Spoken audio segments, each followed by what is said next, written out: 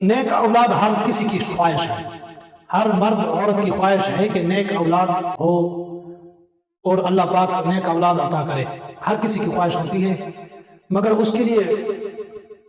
کچھ عمل بھی کرنا پڑتا ہے اور بچے کی تربیت بھی ہونی چاہیے۔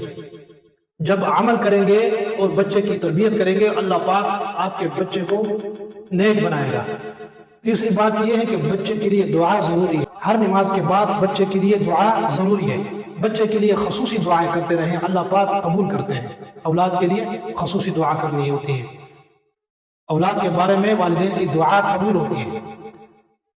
تو جب عورت کا حمل ٹھہر جائے اس کے بعد اگر مرد کر سکتا ہے ٹھیک ہے،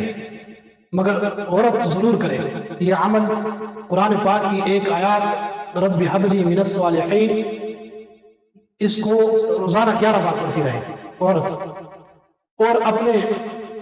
ہاتھ پر پھونک مار کر پیٹ پر ہاتھ مل لے، انشاءاللہ بچہ نیک ہوگا، فرما بردار ہوگا،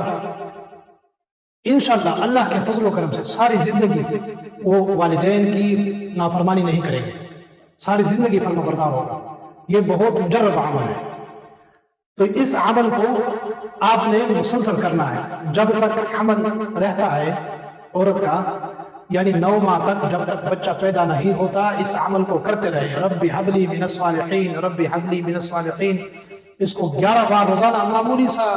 عمل ہے، چھوٹی سی آیات ہے، 2-4 فقرے ہیں، اس کو پڑھتے رہیں، اللہ پاک نیک اولاد عطا کرے گا، ساری زندگی آپ کی سکون سے گزرے گی، فرما بردار ہوگا، نافرمانی سے بچیں گے۔ تو بہت زبردست عمل ہے، اس عمل کو آپ نے مسلسل کرتے رہنا، بہت مجرب عمل ہے۔